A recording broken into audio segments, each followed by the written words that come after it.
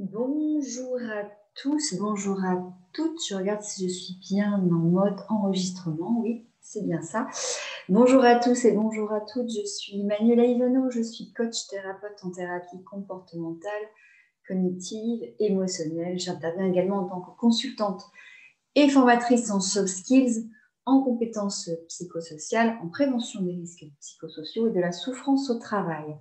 Aujourd'hui, je vais vous présenter le schéma de dépendance, qu'on appelle aussi schéma de dépendance, incompétence, parce que, bien évidemment, dans ce schéma, on a des personnes qui sont totalement dépendantes et qui vont aller chercher des personnes plus fortes, entre guillemets, en tout cas, qui vont faire à leur place et qui vont tomber dans ce schéma encore et encore, en tout cas si elles le reproduisent.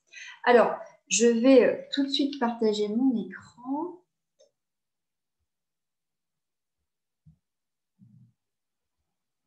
Voilà, je vais mettre donc l'écran en plein écran. Donc le schéma de dépendance. Alors comme d'habitude, je vais commencer par la description du schéma, les besoins qui n'ont pas été nourris pendant l'enfance, les origines familiales, les comportements qui alimentent, qui maintiennent le schéma, les trois comportements donc, les schémas qui peuvent coexister, le questionnaire et la thérapie. Alors, la description du schéma, le schéma de dépendance, c'est donc la croyance que l'on n'est pas capable de faire face seul au monde, en tout cas aux différentes situations de vie qui nous attendent dans ce monde, et qu'on n'est pas capable de se prendre en charge soi-même. C'est un schéma qui s'accompagne beaucoup de croyances. Hein. Les croyances, la plupart du temps, c'est je n'y arriverai pas, je ne peux pas faire tout seul, je ne suis pas capable. Et donc, il va y avoir des comportements associés de fuite et d'évitement des situations qui demandent une certaine prise de responsabilité ou prise d'initiative, hein, et même les plus simples hein, d'ailleurs. Donc, il va y avoir deux notions qu'on va retrouver dans ce schéma. La première notion, c'est bien l'incompétence, hein, car la personne, en fait, elle ne se fait pas confiance et elle a vraiment l'impression qu'elle ne possède pas les ressources nécessaires, ni dans ses opinions, ses jugements, ni dans ses compétences, ses capacités, ses compétences, ses savoir-être, hein, son savoir-faire, son savoir-être finalement, dans ses jugements. Elle va refuser ou elle ressent de l'anxiété. En fait, l'émotion vraiment qu'on va retrouver dans ce schéma, c'est beaucoup l'anxiété, puisqu'il y a la peur de prendre des initiatives et d'affronter, de faire face à ses responsabilités, notamment à se confronter à des tâches nouvelles. Elle pense qu'il lui faut quelqu'un pour l'accompagner, en fait, comme un enfant qu'on doit prendre par la main. Je suis désolée, j'espère que j'ai le soleil là qui m'éblouit. J'espère que ce ne sera pas gênant pour vous. Alors, la deuxième notion, c'est bien la notion là, de dépendance, car justement, la personne, elle va essayer de trouver quelqu'un d'autre qui, selon elle et selon ses propres critères, va être capable de la prendre en main et de s'occuper d'elle dans son quotidien. Hein, donc, ça peut être le parent, un conjoint, un ami, mais ça peut être aussi le thérapeute, hein, avec donc des croyances comme je suis incompétent, donc je dois dépendre des autres. Les comportements typiques que l'on va retrouver, ça va être souvent de demander de l'aide et surtout de ne pas oser, hein, de fuir, d'éviter, de demander des avis. Et il va y avoir toute forme d'évitement et de fuite jusqu'à ne pas oser voyager seul, des difficultés à gérer ses finances, refuser les responsabilités, les engagements, refuser un nouveau poste, abandonner rapidement. Voilà, il y a quand même beaucoup d'auto-sabotage dans ce schéma de dépendance et d'incompétence. Les personnes pensent qu'elles ne sauront pas trouver la solution par elles-mêmes et donc elles ont besoin de quelqu'un à leur côté.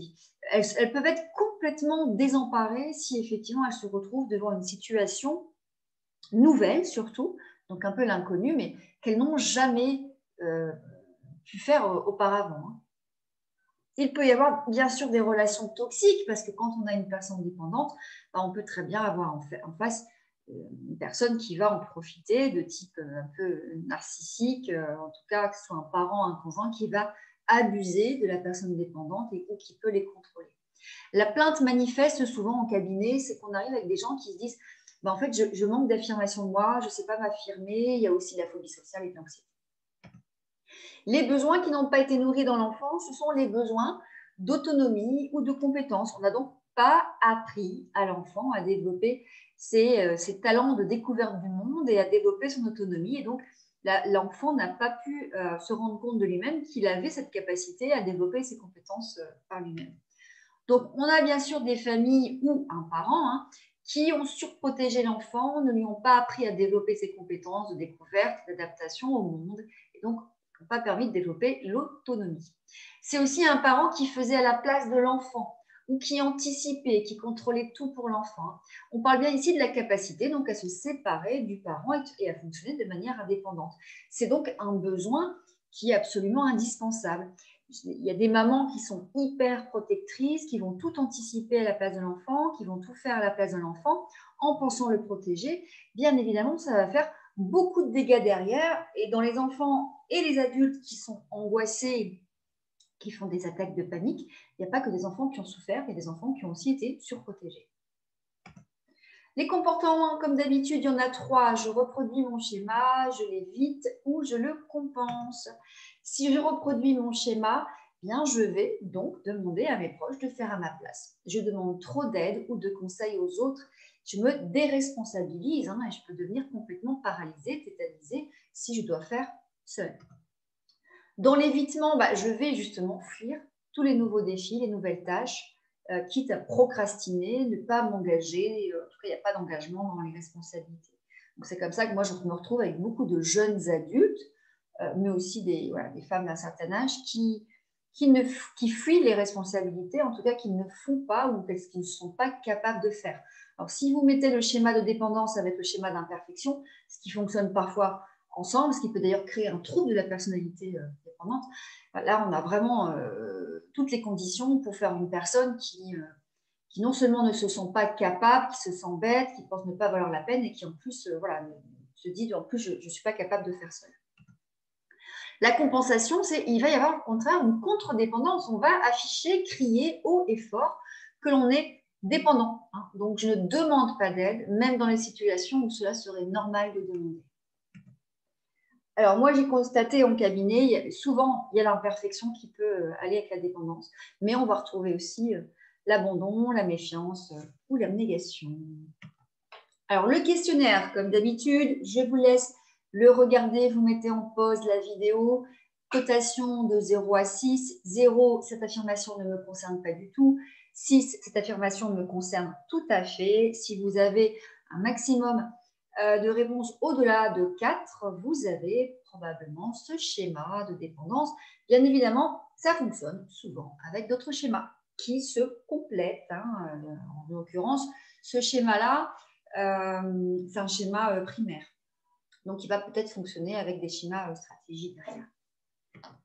Alors, la thérapie, tout l'objet de la thérapie, ça va être justement de faire comprendre à la personne qu'elle a les compétences et que tant qu'elle ne passe pas à l'action, elle entretient sa croyance qu'elle n'a pas les compétences. Donc, on va ici vraiment aller encourager l'initiative. On ne va pas forcément féliciter le résultat, même si ça sera important. On va surtout féliciter et encourager l'initiative. C'est-à-dire déjà faire le pas. Et surtout, quelque part, il y a une grosse partie psychoéducation. Alors, on travaille beaucoup sur le cognitif, parce qu'il y a tellement de pensées au niveau de la capacité, je ne suis pas capable, j'y arriverai pas. Donc, voilà, on travaille beaucoup sur le cognitif en thérapie cognitive, mais on va travailler énormément sur l'exposition comportementale parce que c'est bien l'exposition comportementale qui va amener la personne à changer ses croyances.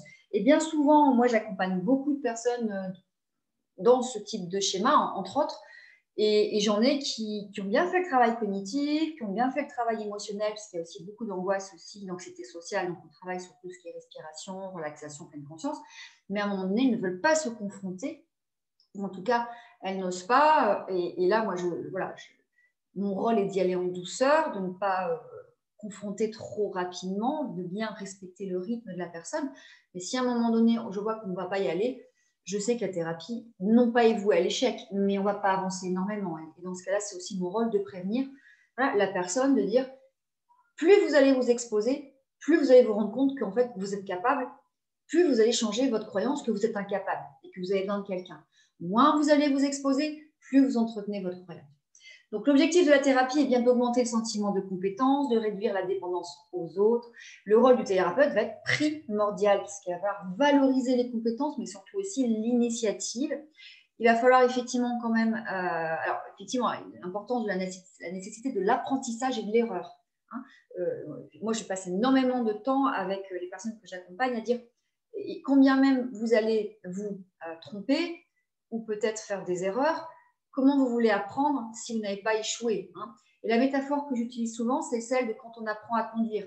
Quand on apprend à conduire, au début, on doit chercher énormément, on se trompe entre l'embrayage, le frein, les vitesses, et puis maintenant, en fait, ça devient automatique. C'est pareil dans toutes les situations de vie. Attention à la dépendance au thérapeute, parce que forcément, dans tous les schémas, le thérapeute est bien sûr le premier exposé et qui va aller ou pas activer le schéma, hein, et son propre schéma à lui, hein, d'ailleurs. Hein. Il y a parfois des personnes avec qui moi j'ai beaucoup plus de difficultés parce que mes schémas sont activés aussi. Donc, il faut identifier les pensées dysfonctionnelles du schéma. Donc, ça, j'en ai parlé avec la restructuration cognitive. On travaille sur la confiance en soi, les capacités à faire face, hein, qualité, réussite, progression. Sur les émotions, on va travailler. Alors, bien sûr, si la personne ne s'expose pas, il n'y a pas d'anxiété. Mais quand on commence à s'exposer, l'anxiété est là. Donc là, on peut travailler toute la partie respiration, relaxation, pleine conscience, etc. On va donc identifier les comportements qui alimentent le schéma. Essentiellement, on va travailler sur l'évitement, la fuite, la procrastination et trouver des comportements plus appropriés et surtout de l'exposition ou de l'activation comportementale progressive, que ce soit en imagerie, en jeu de rôle et puis après in vivo, ce qu'on appelle in vivo, c'est en réalité. Alors moi, avec certaines personnes, je dois vraiment y aller tout doucement, c'est-à-dire que des personnes qui vont avoir peur de passer un coup de téléphone. Donc, c'est moi d'abord qui passe le coup de téléphone, puis je fais la personne un petit peu qui ne sait pas, qui se trompe, qu'elle voit que quelque part, il n'y a pas d'impact. On peut après le faire en imagerie, ensuite on le fait en jeu de rôle, tout ça avant d'arriver à l'exposition in vivo, parce qu'il faut y aller doucement, en douceur avec certaines personnes. Et puis, on peut avoir, comme d'habitude, le reparentage, imagerie, chaise vide. Le thérapeute peut intervenir dans les souvenirs douloureux ou en faire, en tout cas, intervenir l'adulte sain. C'est-à-dire qu'à un moment donné, la personne va devoir identifier quand c'est son petit enfant vulnérable qui est en train de dire « je ne suis pas capable, je n'y arriverai pas » et faire intervenir l'adulte sain qui, là, doit prendre le relais et qui, lui, sait qu'en tant qu'adulte, il aura de manière avisée, en tout cas, pouvoir demander, avoir des compétences et faire autrement. Voilà un peu pour ce schéma qui peut donner effectivement, alors ce n'est pas systématique, on peut retrouver, en tout cas aussi s'il y a de l'imperfection, les troubles de la personnalité dépendante ou évitants, donc ça, c'est pas systématique, puis il faut creuser, c'est beaucoup plus compliqué que ça. J'espère que tout cela vous sera utile. Je vais revenir en arrière si je peux. Comment je fais? Attendez.